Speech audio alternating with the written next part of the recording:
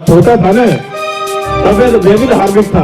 मैं भी ये रामायण को मैंने दूसरी क्लास में पढ़ लिया था, महाभारत को तीसरी क्लास में पढ़ लिया, मोहनदास हरिश्चंद्र गुरुजी पहला सबको पढ़ लिया।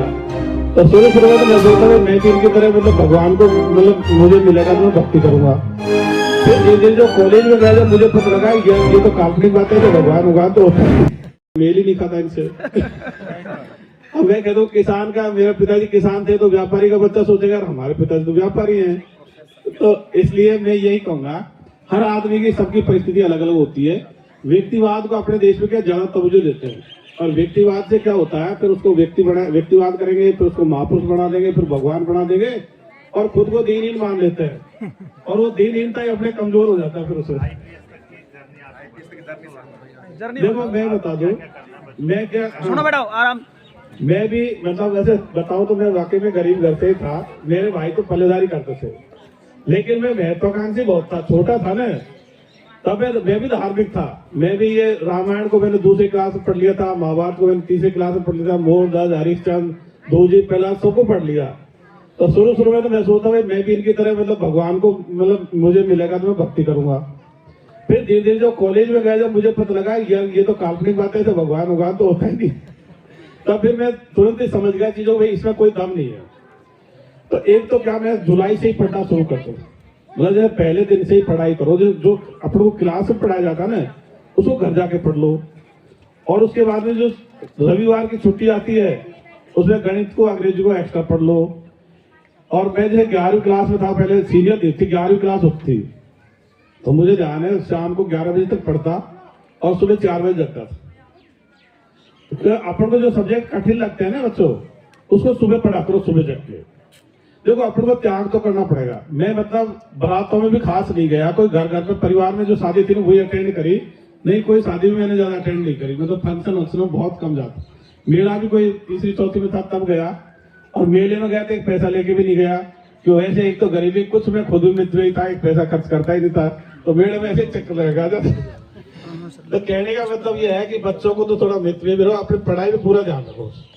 अपन इधर उधर जितना मतलब समय खराब करेंगे तो अपन को नुकसान होगा। कई बार अपन मामाओं के 10-10 दिन जाके बैठ जाते हैं, कोई रिश्तेदारी में बैठ जाते हैं, यहाँ पर कटत हो जाती है। तो पढ़ाई इसको पढ़ते पढ़ते भी इतनी भारी पड़ती है, जब भी पार नहीं पड़ती कई बार तो। इसलिए ये त्याग है 20-25 साल का। 20-25 साल तक आपने त्याग कर लिया तो पूरे जीवन मस्ती करोगे, और अगर मान लो अब मस्ती कर ली तो फिर पूरे जीवन संघर्ष करोगे। तो अब तय तुमको ही करना है कि तुमको अभी संघर्ष मतलब अभी से मेहनत करनी है या बाद में परेशानी झेलनी है।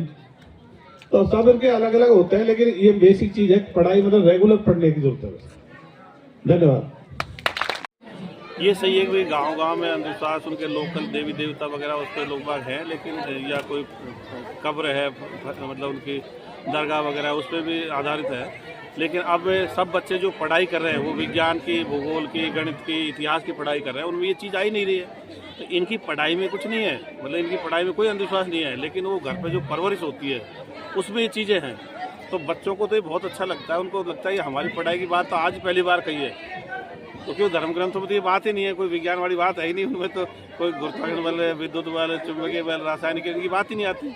तो बच्चों में मतलब खूब उत्साह है। मुझे पूरा विश्वास है कि हम अब 400 बच्चे थे, ये बच्चे अपने घर पर जाके बताएंगे, घर वाले भी फिर इनसे सहमत होंगे, क्योंकि घर वाले क्या दूसरी बातों को कम मानते हैं, लेकिन जो अपना बच्चा ही उनको बताता है और समझाता है तो उनको अच्छा लगता है कि भाई हमारे बच्चे तो बड़ी बड़ी बातें कह रहे हैं। तो अब ये जाएंगे तो मतलब इनके घर वाले हो जाएंगे तो 1000-2000 की अपनी संख्या हो जाएगी। फिर ये जहाँ भी मिलेंगे, बैठेंगे, रिश्तेदारों को भी बातें बताएंगे, तो एक मतलब चेन रिएक्शन चालू हो जाएगी। सर आज आपने 2 पार्टिकल भी करके दिखाया है, उनको लेकर के क्या कहते हो? हाँ, अपने कहते हैं भाई जैसे जो भी चमत्कार या जादू टोने या मतलब होता है, या ओट या पर्दे के पीछे चालाकी होती है, या विज्ञान कोई सिद्धांत होता है, इसके अलावा कुछ भी नहीं होता। और जैसे पत्थर या ईंट तैरी थी तो वो उसमें आर्किमिडीज का सिद्धांत है, वो अपने जो ईंट थी उसमें अंदर हवा के बुलबुले वो हल्की है। इसी तरह जो पत्थर था वो उसके वो जो पत्थर था वो मूंगे की चट्टान है जो समुद्र में बनता है, कोरल रीफ भी बोलते हैं अंग्रेजी में, हिंदी में मूंगे की चट्टान बोलते हैं। उसमें भी वो मतलब हवा के बुलबुले इसलिए तैर जाती है। मतलब तैरने के लिए कोई ऐसा नहीं है कि साहब इसके हाथ में शक है या इसमें कोई और दूसरा है, या कोई कहते हैं ना साहब कोई सूरज को निकल गया हो, या कोई कहते हैं साहब ये उंगली करने से चांद के 2 टुकड़े हो गए हों। ये सारी मतलब धार्मिक बातें हैं जो काल्पनिक है, अंधविश्वास है। ऐसा कुछ भी नहीं हो सकता। जी ये सर, बड़े बड़े पिंड है, जो सूर्य तो धरती से बड़ा है और चंद्रमा भी काफी बड़ा है, उसको कोई उंगली से कोई चंद्रमा थोड़ी 2 भाग टूट सकते हैं। ये धर्म ग्रंथों में काल्पनिक बातें हैं। सर जो गांव में भोफे होते हैं उनके बारे में भी आज आपने बोला कि वो कहीं पॉलिटिक्स करते हैं, तो ऐसा क्या है? नहीं, पॉलिटिक्स नहीं करते वो। मैंने कहा भाई वो क्या Politics की अकेले में प्रैक्टिस कर लेते हैं। जब वहाँ बाजा वाजा बजता है, कोई पूंगी बजती है या कोई और दूसरे मतलब उसका देवता के गाने गाते हैं या कोई तांत्रिक वगैरह, तो उस समय उनको मतलब मन कर जाता है। वो सब लोग कहते हुए आने दे शरीर को, थोड़ी देर वो हिलाता है, फिर थक जाता है, जब फिर वापस सही हो जाता है। लेकिन इनका आता होता कुछ नहीं है। ये मतलब उस हिसाब से पब्लिक कहती है जो थोड़ी देर शरीर को हिला लेते हैं, फिर थोड़ी देर में थक जाते हैं, फिर रुक जाते हैं। उनसे अगर अकेले में बात करोगे तो वो यही कहेंगे भाई ऐसा कुछ है। एक चीज़ और कहूँगा, जिन घरों में ज़्यादा धार्मिक माहौल है उनकी परेशानी धार्मिकता की ज़्यादा है। उनके घरों में औरतों की परेशानी आएगी। जो मानते नहीं है उनका आती नहीं है। तो ये भी क्या है, जो भूत प्रेत जिन वगैरह क्या है, तो कहते हैं ना मानने से आते हैं, नहीं मानता तो खत्म है, इनका कोई अस्तित्व नहीं है। तो लोग कहते हैं भाई आप ये भी सब सबूत दोगे, नहीं है तो कोई चीज़ नहीं होती, उसका सबूत नहीं होता, उसका तो खंडन करना ही पर्याप्त है। सबूत तो उसका होता है जो चीज़ होती है। ईश्वर, अल्लाह, गॉड, वाहिगुरु ऐसा है नहीं, तो इसका कह दिया भाई नहीं है तो खत्म हो गया सबूत। क्योंकि सबूत तो अगर होता तब वो सबूत देते हैं, इसका इसलिए कोई सबूत नहीं होता भूत प्रेत।